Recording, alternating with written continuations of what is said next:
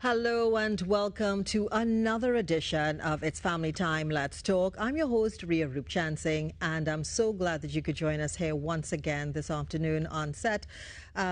Today, we are in fact going to be talking about parenting children with and without disabilities. This is the third of a four-part series of talking about families, how we can help families, how we can have better families, and basically have a better Trinidad and Tobago. And today, I'd like to welcome, who's on set with me, Mr. Glenn Niles, who is in fact the founder and chairman of the Down Syndrome Family Network. Good afternoon to you, sir. Good afternoon, yeah. Thanks for having me here. It's a pleasure having you this afternoon. Also, Miss Shelly-Ann Pascal, Miss Shelly-Ann Hart, who is of the Program Development Specialist Parenting Unit of the National Family Services Division, and also out of the Ministry of Social Services and Family Services Division. Good afternoon to you as well. Good afternoon, Ms. Rupchansing, and to all our viewers and listeners out there in Trinidad and Tobago and external. And also on Zoom, we have Ms. Tessa Pascal, who is the Disability Affairs Specialist out of the Ministry of Social Development and Family Services. So, good afternoon to you. You are with us on Zoom. Good afternoon. Good afternoon, Trinidad and Tobago. Thank you for having us. Oh gosh, we're going to have a really good discussion this afternoon because we are talking about parenting children with and without disabilities. And parenting on the whole is a challenge. Being a parent is a challenge. That doesn't come with a manual to say this is what you do, this is what you don't do. So it's always a help when someone can come and, tell us, well, maybe we should try this, maybe we should do this. It doesn't work for all, but maybe we can find that right fit that will take us forward. So before we actually get into the discussion, we do know that there are, in fact, different types of parenting.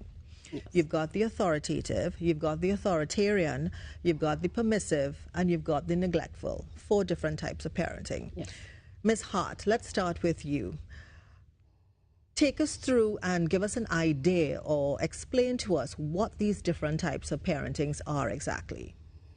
Okay, so I'll start with the authoritarian. With the authoritarian type of style, it is more parent-centered, right? So this is the style that uses, as we know it locally, do as I say and not as I do, or follow instructions. I give an instruction, I want you to follow it. It's very strict, harsh discipline, or sometimes punishment style that the parents might use. There's little consideration for the child's opinion or child's feedback. So in this type of style, there is no feedback from the child. I am giving you an instruction. That is what you are to follow. There's no discussion about it. So it's basically a one-way communication style, right? And as I said, strict rules are enforced. Sometimes there's use of excessive discipline under this style. And there's very high expectation of children and no flexibility. So there's no room for them to break the rules and for discussion. For the authoritative parenting style, yes, there's high expectation, but in this type of style, you usually engage or communicate with the child. So, yes, you set boundaries and rules, and the child is aware of the consequences of infractions or breaking the rules, but then you also have a discussion with them, if they choose to express or have an opinion about it. So, for example, you may have a teenager and you may set a bedtime at 9 o'clock, and they may come and tell you, well, okay, mom and dad, I think 9 o'clock is a bit unfair, or on this day I'd like my time to go back till 10 p.m. because, I've done my homework, I've done my chores. So you allow the child to give that conversation, right, and provide that feedback to you on some of the rules. Not all the time you will necessarily listen to the argument or agree with it, or agree with it. But you would give the child a space in which to give you that communication. Yeah. So it's more of a two-way communication. At the end of the day, the decision is still in the arms of the parent, right? But there is some flexibility. So you might adjust rules as you see fit based on feedback from your child or observing your child or children and how they behave. So you may give some leeway more than others. With the permissive style, this style, the child basically has freedom. So you don't set rules. You don't really set expectations for the child. You basically let the child, I'm going to let my child be a free spirit. So I don't want to put rules on them because I don't want them, they already have to grow up in society with rules. So I'm going to just let them choose their own bedtime, choose if they want to go to school today. So, this style is opposite of strict. There's no rules at all. The communication is open, but basically the child does whatever they want, and expectations are minimal. And then you have the uninvolved style. And with the uninvolved style, that style of parenting usually involves you just providing food and shelter, and you are not involved. So you're not guiding the child, you're not checking on the child, you're not providing that extra type of support. You're providing the basics, and that's it. But what I should say about the parenting styles is that one style, you can't just use one style. Yeah. Experts recommend the use of the authoritative style, which is the two-way and feedback and communication with your children. But as parents, guardians, and caregivers will realize realistically that is always that is not always possible. Yeah. So sometimes you may have to use different parenting styles according to the age and stage of the child, the development, the situation, who is involved. One thing you never want to do is be an uninvolved parent. Yeah. So that one is a definite no. But you may move along the spectrum of very strict to permissive according to the situation. And as I said, the child, the age and stage, the type of development, etc. Mr. Niles, as I opened and I said that there is no manual, and you always hear this, there's no manual for being a parent. How do we know how to parent? How do we know what to do? You have a child, yes, you want a child, you have a child, but what's next? You may get some things right, you may get some things wrong. So in light of that, how would you describe a parent? Okay. I just want to start with one thing. You always hear people use the term, "we're only human," and they use it negatively. Right? Well, when something happens, they say, "well, I'm only human." But realistically, we are the most intelligent beings on the planet. Right? I doubt anybody here will dispute that. Right, Tessa? I would definitely not. Right, just making sure that you're with us. Right, and when you think of our capabilities, so if we are the most intelligent beings on the planet, and animals can be perfect parents to their young, do you really think we need a manual? It should come instinctively, shouldn't it? Exactly, and that's the first thing I always start with, because I breed dogs. The first time I had a female that was going to make pups, I was crazy. I stayed up all night, and she did everything. I didn't have to do anything. Now, a lot of the breeders now, they stay with the pup. They take away the pup from the female. They wipe it off her, but that's what she is supposed to do. That's part of nature. And a lot of the things that we do as parents, that's why, as Shelley mentioned, we have to adopt each one of those styles. Even the neglectful at times, because you allow the child, that is why you allow the child adult space. But you're not actually neglecting them, you're just allowing them. But you are watching on. Like if a baby is crying, they are not hungry, they are not wet, they're okay, they are not in pain, you leave them. Let them exercise their vocal cords. Yeah, there might be another Whitney Houston, let them use their cords, right? So it's a balance of all, and it's just like leadership, management. When you are in charge of people, you have to use different styles to manage them. It's the same thing with children. And what a lot of people, what they use is that they say, well, like for the people who grew up in probably single parent homes, or the parent was absent and they grew up with an aunt, so they use the fact that they weren't influenced by that parenting. So they don't know how to parent. And they use that example. But if you want to take the best care of your child and do the best for your child to prepare them for this life, then you won't let them do anything they want. You will let them know that there are rules, because society has rules. Yeah. There's wrong and right.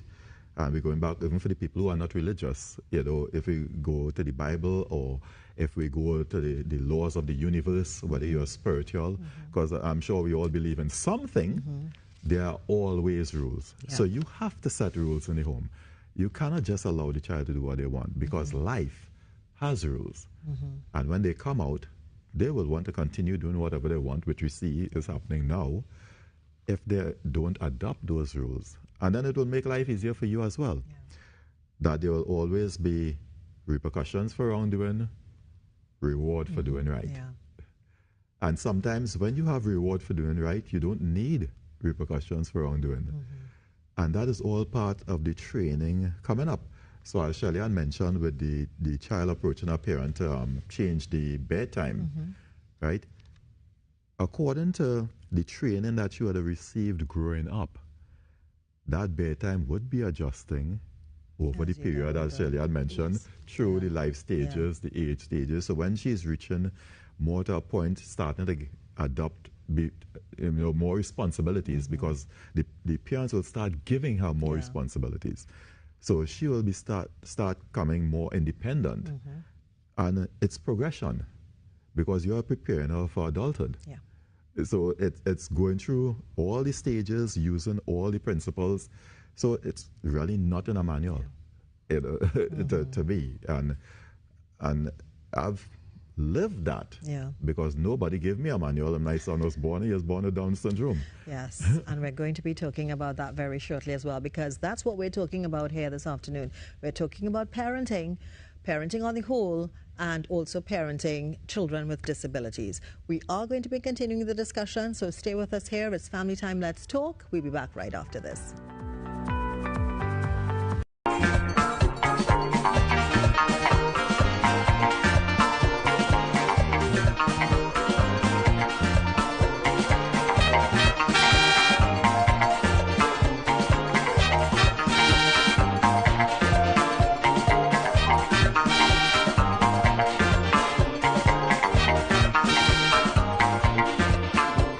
National Family Services Division of the Ministry of Social Development and Family Services extends its support and commitment to individuals, families, and households.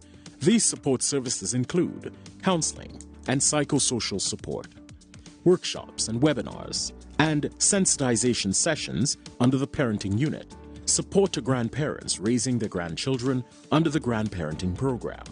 Support is offered anonymously and free of charge. For more information, please call the National Family Services Division at 623-2608, extension 6701 to 6711. The Ministry of Social Development and Family Services. Helping, empowering, transforming lives.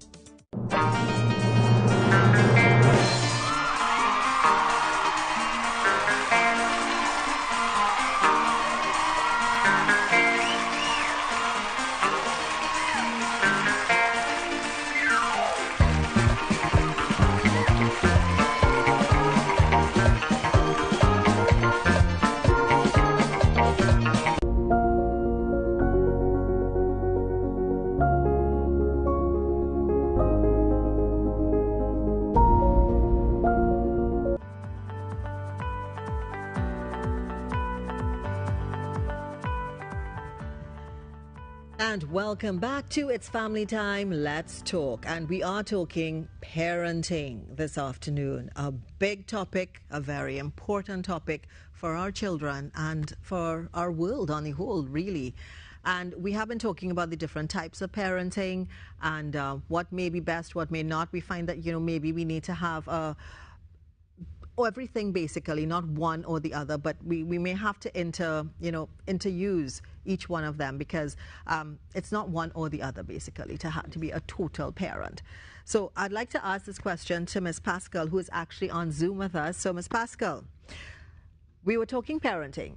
Can you examine the differences in parenting a child with a disability as opposed or as compared to one who has none? What's the difference in that type of parenting?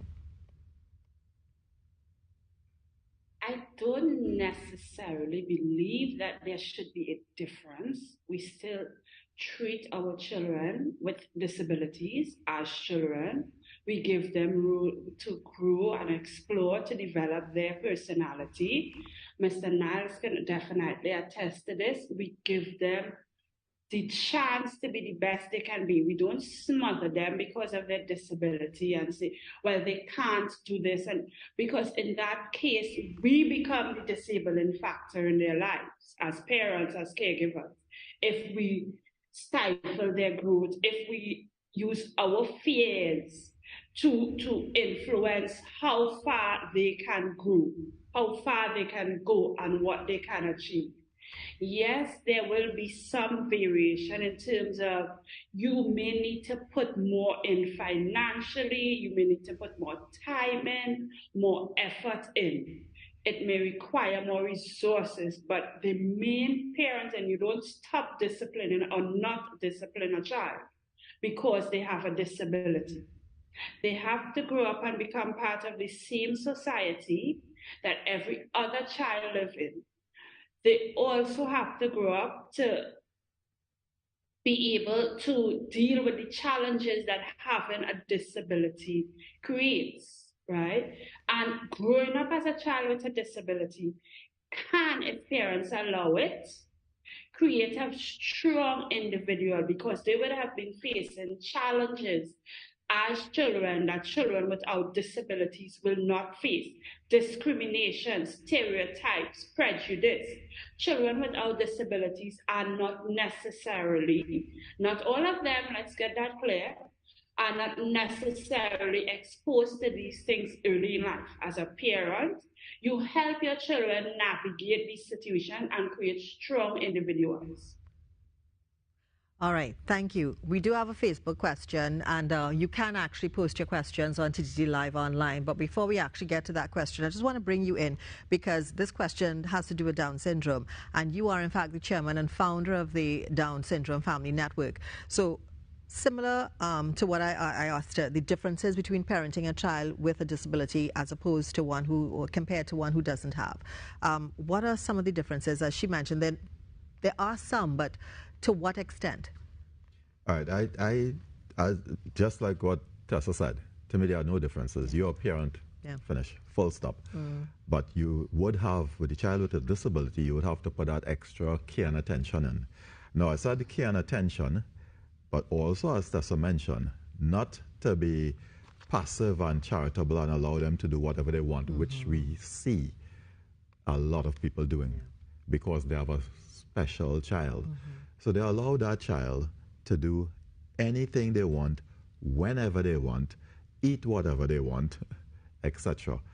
And unbeknownst to the parents, I actually learned this when I went to one of my conferences because I didn't really think about it.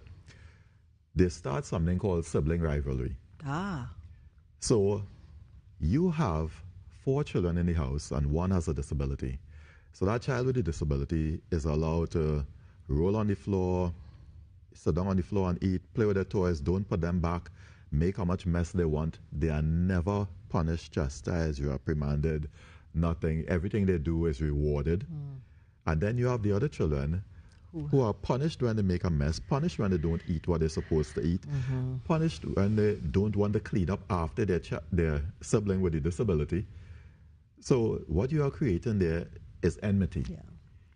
And we as parents are going to die. And once the child with a disability, in most cases these days, they're outliving their parents. And who's supposed to take care of them after the parents die? The siblings. The same siblings who you didn't involve in the nurturing, empowering of their brother or sister. They were not involved in it. And the parents don't realize that's what they're doing. So we cover a lot of this in our workshops to try to educate the parents regard to that. They just think they're doing a good job for this special needs child, whereas they are not. You know?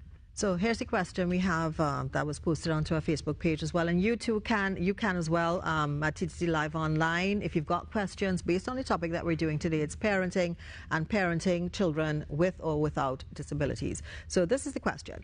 What are the different communication techniques for children with disabilities, be it Down syndrome or on the autism spectrum? What are the different techniques? Are there different techniques? and what might they be? I would say there isn't, but as you mentioned before, you have to adapt as you go along. Like in the U.S., this isn't practiced here a lot, but in the U.S., because children with Down syndrome take a little longer to talk, they actually teach them sign language first. So they become very adept at sign language before they can even speak. And some of them continue using it even when they learn to speak, right? But when we do the same thing, try them with the same phonics, everything, there are exercises that you're supposed to do with children with Down syndrome because the muscles at the bottom of their tongue are weak. That's why when people see them sticking out their tongue, back in the day, they actually used to cut their tongue. Yeah, because they thought that their tongue was too big for their mouth. But science has evolved since then. So they realized that it's the muscle that is used to protract the tongue and move it around. So they have different tools that you can use, different straws that have loops in it. So as they get stronger, they use a straw with a bigger loop to drink from, and that helps to strengthen the muscle. There are different exercises. A lot of speech therapists, they go through those exercises, with the child and with the parent. That will help them be able to form their words properly, right? But other than that, it's a lot of patience, especially for persons with Down syndrome. My experience with traveling and seeing and meeting persons with Down syndrome who have been able to develop in an inclusive society, so they attended regular schools with everybody else. And, we speak faster down here in the Caribbean. So I didn't have to slow down how I was speaking. When I met them, and I was talking to them just so I'm speaking to you, and they understood everything I said. Really? And they were responding in kind. And I'm like, but this is the same Down syndrome that we have in Trinidad, so why our children can't speak? Why is that? I mean, is it the different training that we give our children here? Is it the way that we interact with our children? Because I know even from the infant department, how their training is there. It's more hands-on. It's not and talking to each other. Here we're ready to write and we're ready to do this, but they're more social in their learning and their teaching in the U.S. As opposed to here. We want people to start writing and and this rigid type. Is it because of that, or what is it exactly that makes that difference? Well, it is because of that, and Tessa mentioned it. When she spoke about parenting a child with a disability and giving that child the best option, the first thing we in Trinidad, we don't speak to children from birth. Yeah. You will make the same sound that the child is making. So if the baby is going like that, you got that. No. Yeah. You say father, mom, daddy. And that is how they will learn. Yes. Talk to your child. Internationally, that is what parents do. Yeah. But instead, we do the opposite.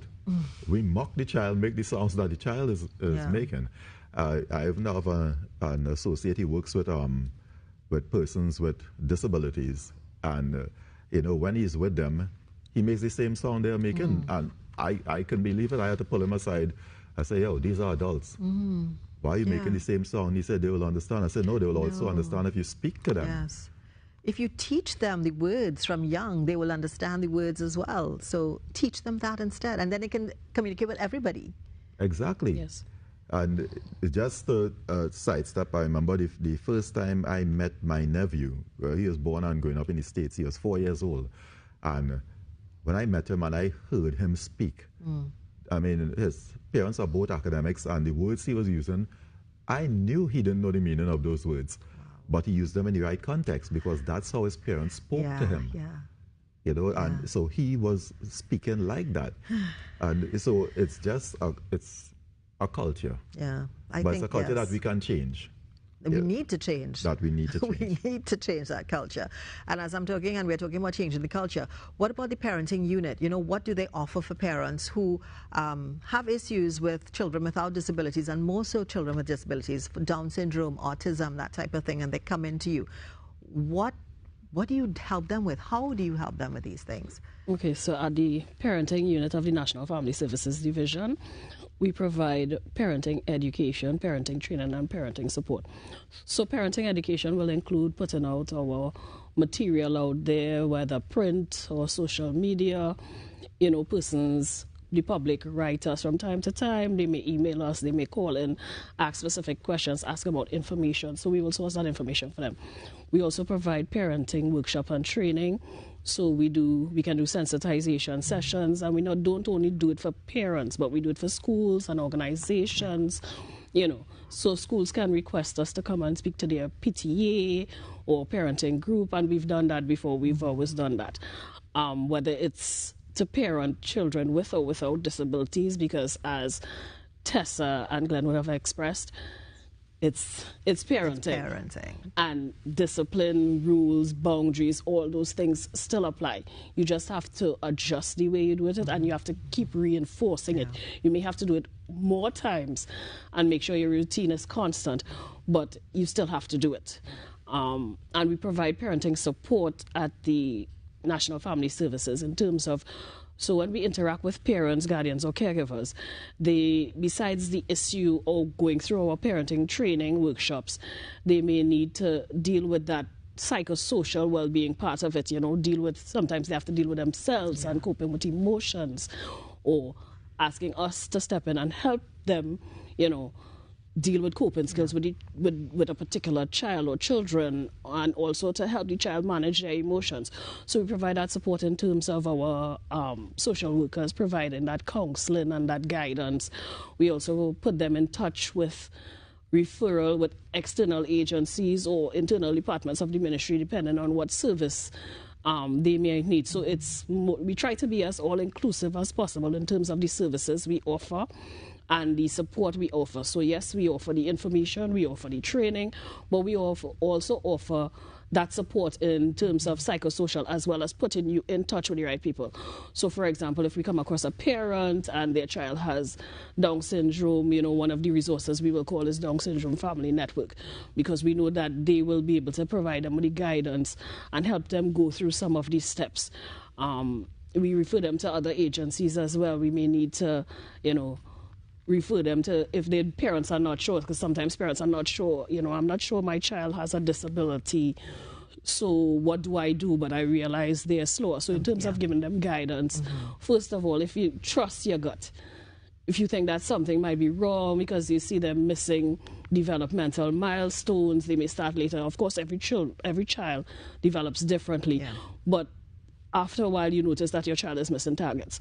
So, you know, things like guiding them to speak to their doctor, go see a pediatrician, and they will get that general assessment, and then that medical professional will refer them to a specialist to have the child assessed so they can determine if the child has a disability and specifically what it is. And then once they have an assessment of what disability the child has, then they can move forward in terms of getting information. And of course, we advise parents to learn about your child's disability, you know, and not only focus on what limitations it might bring, but also what coping skills and how you can help them develop and live and progress as much as possible, depending on the severity of their disability. So that's what we help to provide. So of course, education, training, and support. And one thing I just want to let everyone know as well, that before they can even get to the doctor stage and that type of thing, if they need your services, yes, you can reach out to us for free. So you can contact us via the phone lines. You can call us at 623-2608. The extensions for the National Family Services Division is 6701 straight up to 6711. We have 9 offices across Trinidad. So we put you in contact with the office nearest to you, so that if you need to go in and have a face-to-face with one of our officers, you know, one of our social welfare officers, social workers, you can access it readily rather than just coming to the head office in Port of Spain. You can reach out to us via email at nfsdivision@social.gov.tt. You can also reach us through the ministry's social media platforms. Our very efficient and effective communication unit gets that message to us within moments of receiving it. And of course, you can call us at the toll-free number. So you don't have credit on your phone, that's fine. We accommodate. You can call 800-1673, and that's the ministry's toll-free line, and you just ask them to be directed to the National Family Services or specifically the parenting unit, and they will patch you straight to us. So it's service all around. Service all around. Service all around, free service all around. Yes. And we're going to be continuing the discussion because parenting, you need to learn about it. We've got some more questions via Facebook as well, so you can post your questions on TTT Live Online if you've got any questions. Stay with us. We'll be right back right after this.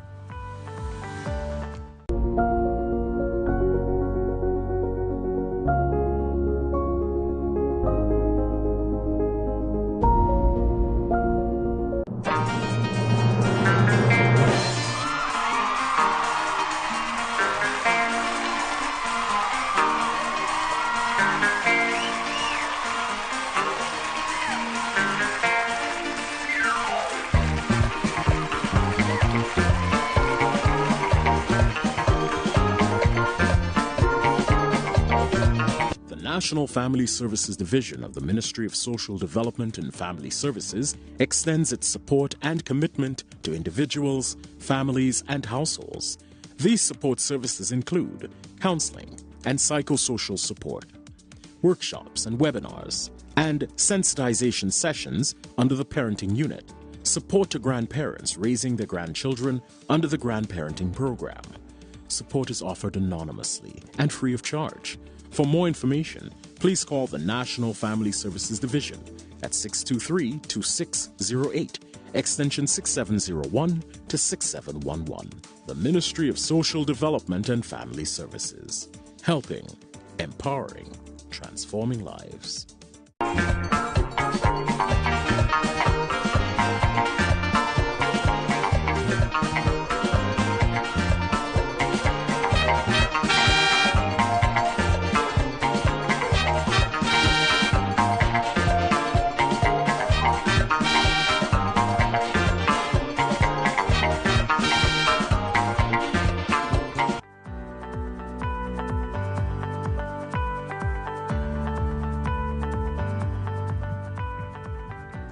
Welcome back once again to It's Family Time. Let's talk, and we are talking family, we are talking parenting. And I do have with me in studio Mr. Glenn Niles, who is the chairman and founder of the Down Syndrome Family Network, Miss Shelly Ann Hart. I keep doing that. Shelly Ann Hart, who is the program development specialist of the parenting unit and also out of the ministry. And of course, Miss Tessa Pascal, who is on Zoom with us, who is the disability affairs specialist out of the Ministry of Social Development and Family Services. And Ms. Pascal, this question is for you. It's one of our Facebook questions that someone posted in. Are there grants or any grants or counseling services? And I know Ms. Hart did speak to this somewhat a little while ago before the break, but are there grants or counseling services specific to needs? And I think they're talking more about disability needs, children's disability needs. Are there any that that are available? So in terms of the grants, there are 2 grants available for persons with disabilities. One for children with disabilities, 0 to 18 years of age. That's the Disability Assistance Grant Minor. That is $1,500 a month for children who are deemed severe to have severe to complete disability by a pediatrician or a pediatric specialist. And there is also the Disability Assistance Grants for adults, which is $2,000 a month. In terms of counseling services specifically for persons with disabilities, we usually send them to family services. And again, because they are persons first who happen to have a disability, so situations may just be because they're a person. If you're in an abusive situation, yeah, that happens to persons with and without disability. If you are having issue with parents, yes, that happens to people with and without disability. In terms of disability specific counseling, we send them to because we support a network of NGOs, the Ministry of Social Development, through subventions, through grants and so forth. And we will send them to the relevant NGO because they will have more training, more specialization in that area. They may also have support groups with people who would have gone through similar things, who can connect with that person on that experiential level. So that is how the ministry deals with those issues. Okay. And anyone can basically go to the ministry and access those grants, basically. The ministry can access anything. Application for those grants are free of charge. There is qualification criteria to the disability assistance grant for adults. For children, it's once the doctor has declared it severe or complete. Okay, thank you so much. I hope that answers the question that was posted onto our Facebook page. And please continue to ask questions. We're here until 4, so continue to ask those questions on TTT Live Online if you've got any questions to our panel here this afternoon. Mr. Niles, how important, we've been talking about it, parenting and the importance of parents and how we behave, how we act, how we treat our children.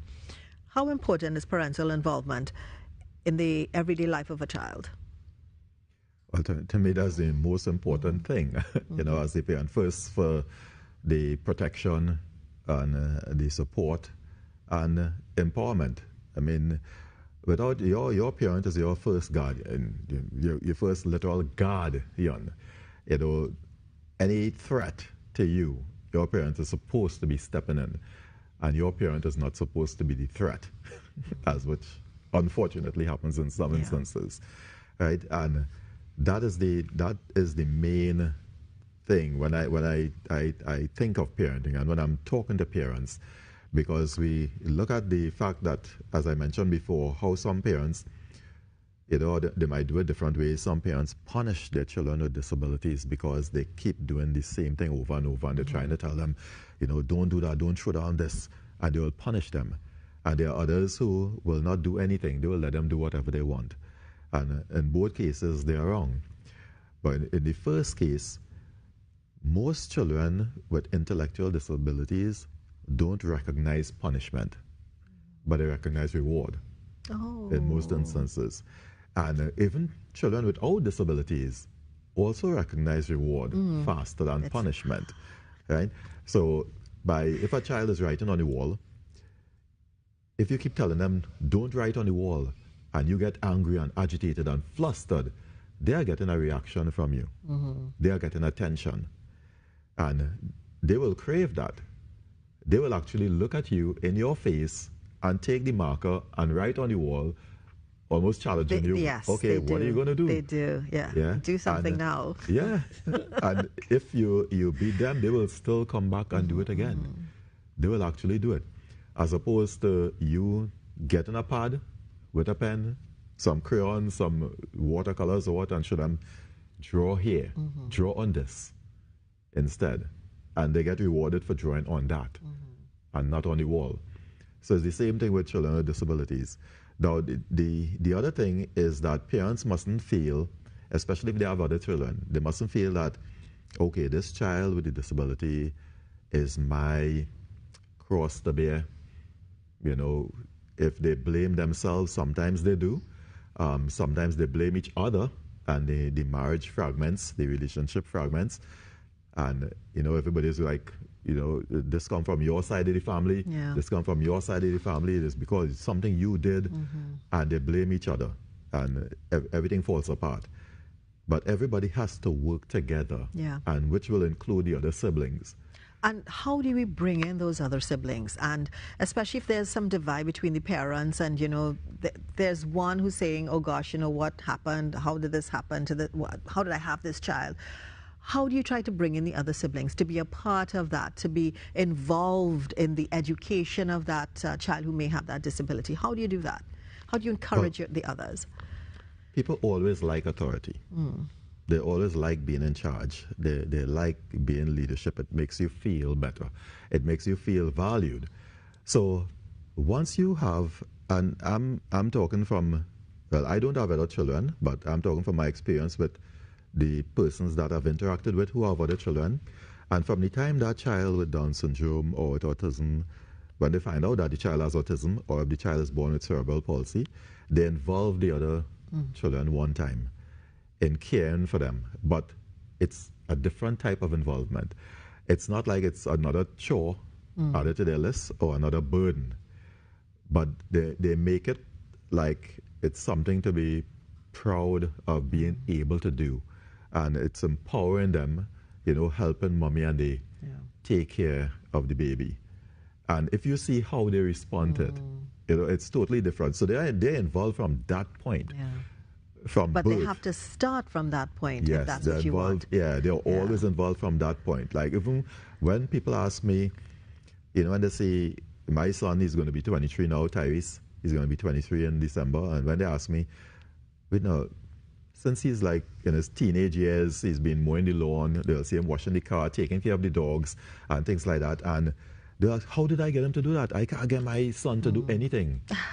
I'm like, And that's a son without disabilities. yeah, without disability. Compared to. They can't get them to do anything at home, no chores at all.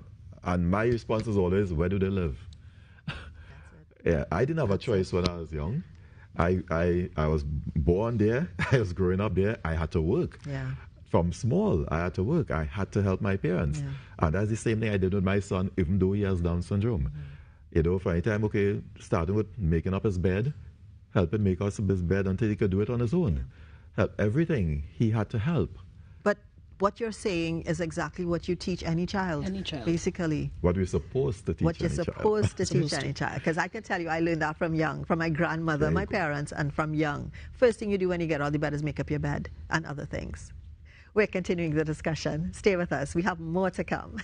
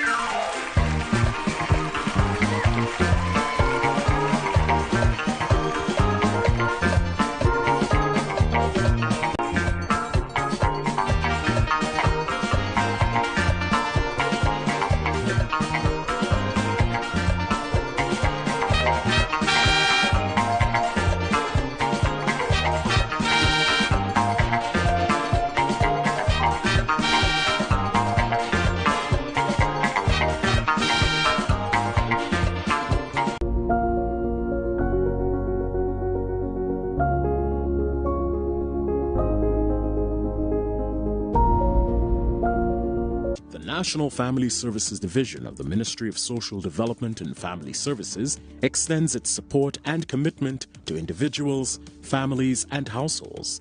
These support services include counseling and psychosocial support, workshops and webinars, and sensitization sessions under the parenting unit, support to grandparents raising their grandchildren under the grandparenting program.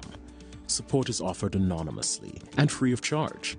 For more information, please call the National Family Services Division at 623-2608, extension 6701 to 6711. The Ministry of Social Development and Family Services.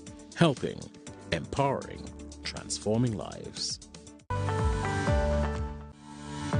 Welcome back. It's family time, and we are talking this afternoon here. And we're going to go straight to the Facebook question because that's someone posted. TTT Live Online, if you've got any questions, please use that option to send us your questions. I do have one right now. It says, I'm a grandparent now required to raise my grandchildren because both parents died. What is the process of getting custody as well as acquiring public assistance? I think, Shelley, and you could probably answer that one. Okay, so with regards to public assistance, as Tessa would have explained with any of the grants, the application is free, but there are some requirements to meet. So we would have to direct them to the Social Welfare Division of the ministry, who would be able to give them more details. And if that person likes, they can give their information direct message, of course, to the ministry, and we can reach out to them.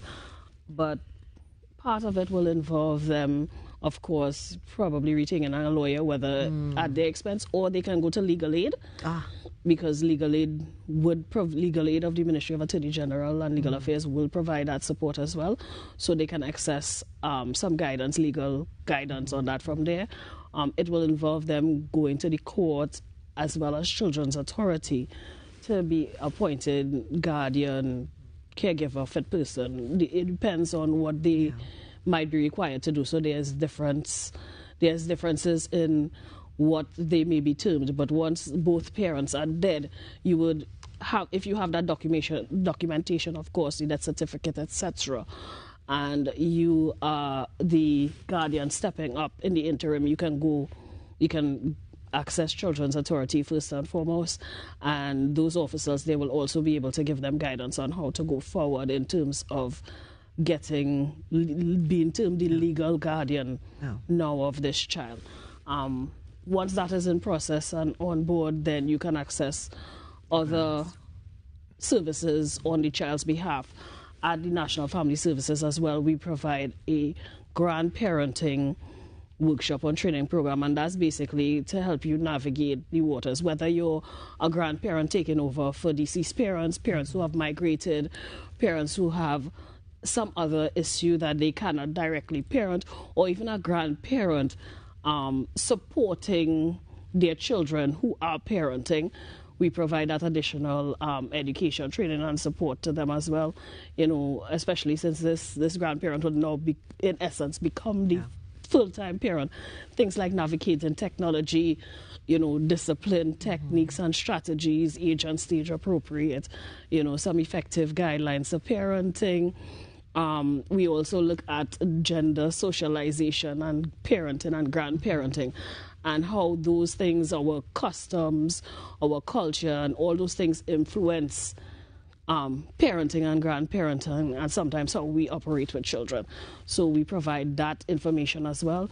So if that person can provide their information, we can reach out to them after and provide them with some better guidance. Okay. So I heard that grandparent. I hope that grandparent heard what Shelly-Ann said. So please, if you can, provide that information, or you can even call the office. Yes, she can and call possibly the office. Or she can call the office and get some help as well. Ms. Pascal, I want to ask you this question. What recommendations would you actually give to be an effective parent?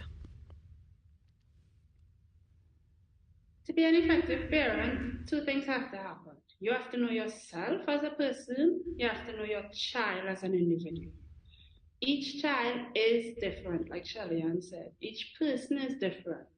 You have to know instinctively which parenting style you lean on. Are you authoritative or you authoritarian? Are you permissive? Are you neglectful?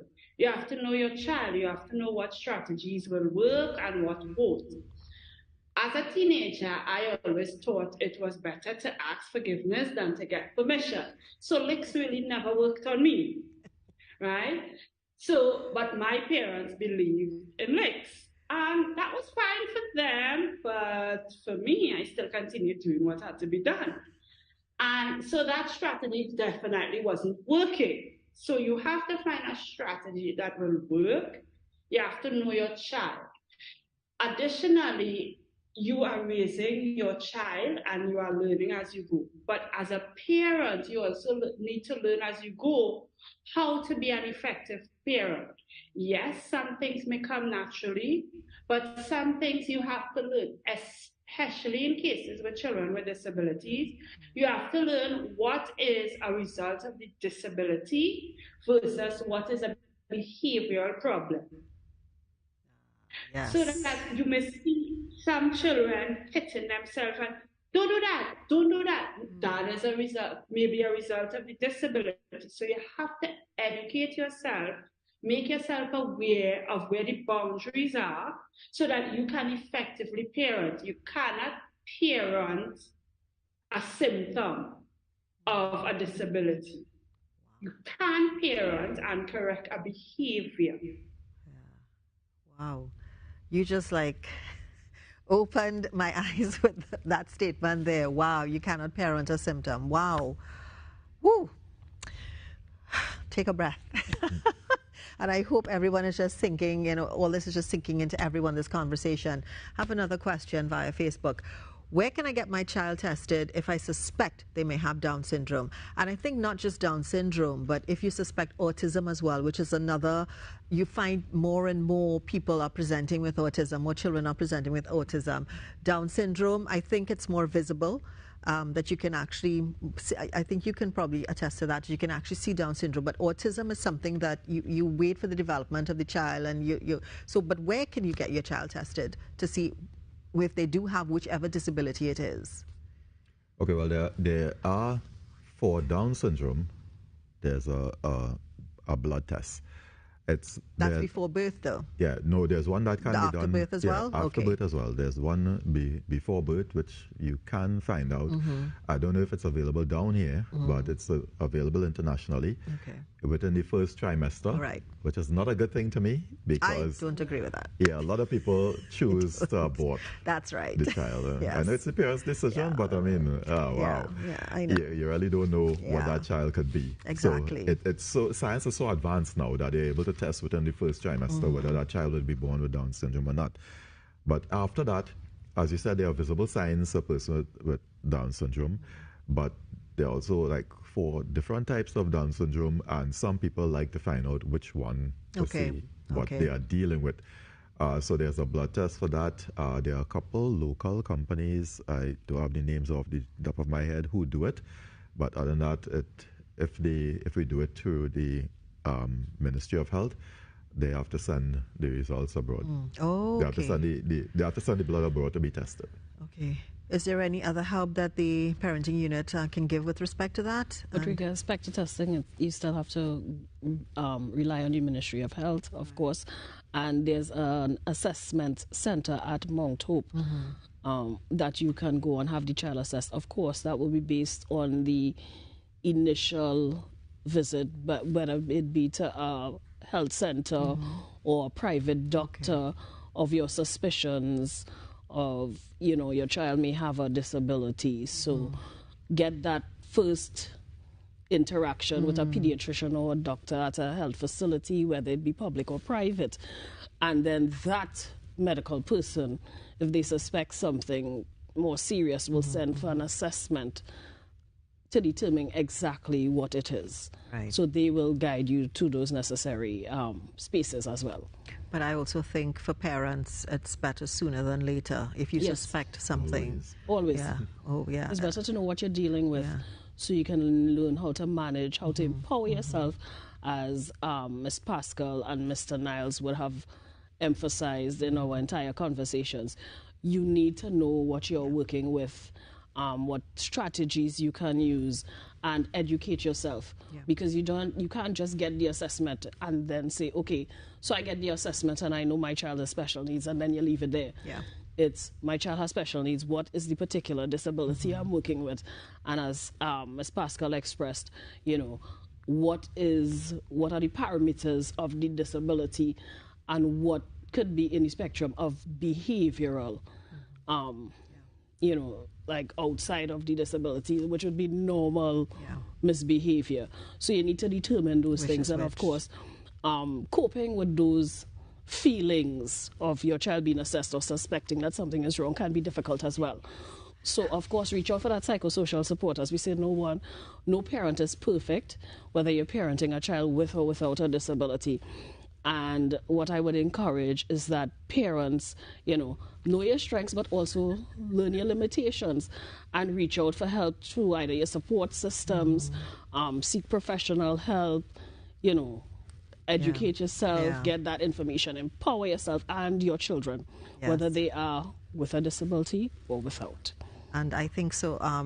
was going to say, because you were talking about parents with disabilities and that type of thing, especially with disabilities, sometimes you may want to, you get so, you have so many other issues dealing with, and then you come home to this child. I think parents as well need some sort of help. Yes, you need a support system. That's right. Definitely. In dealing with, and you need to take a break. That's right, because sometimes it can get you when you're can be not overwhelmed, getting. and that is normal and that is expected. Exactly. So that is what Mr. Niles was talking about, help, and looking for please. a support group, and Ms. Pascal expressed that as well. So, having this support system, not only your family members or your friends, that's right, but have that support groups that can relate to that experiential nature that you're going through with your child or your children. They will have similar experiences. They may not necessarily have the same identical, because not all children, not because a child may have cerebral palsy or Down syndrome, mean to say that they will have the exact same symptoms or be on the exact same, level of severity. It goes from mild, moderate, severe. So, but at least that support group so that they will know. Okay. I can't believe that we've actually come to the end of this session already. Final words, Mr. Niles, in a minute or less. All right, I just wanted to echo everything, right? Empowered parents are empowered children. Yeah.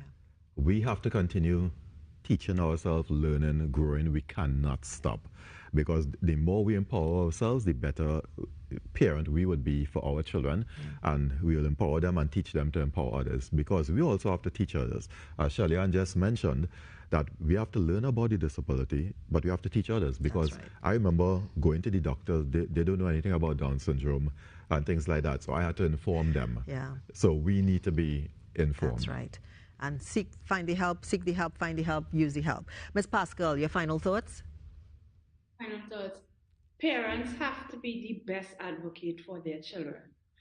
And in advocating for their children, they teach their children to advocate for themselves, because, like Mr. Niles said earlier, parents are going to pass, and children are going to have to navigate the world for themselves. So you want to show yourself fighting for your child, so your child learns how to fight for themselves. Thank you so much, Ms. Pascal. And Ms. Hart, your final words, your final thoughts.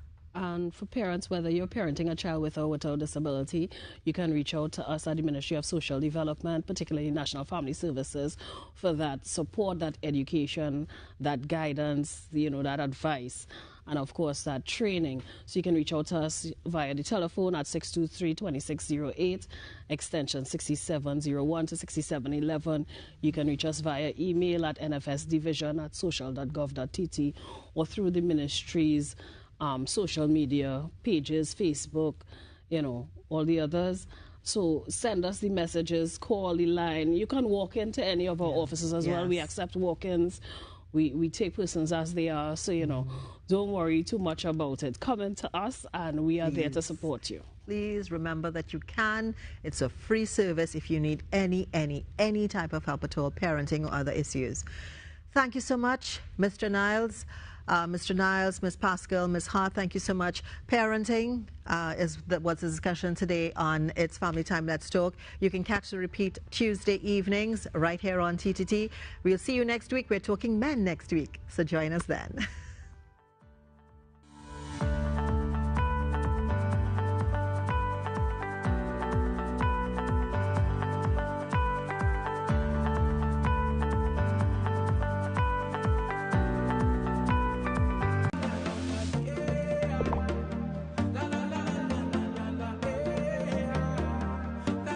This is TTT. Live for local.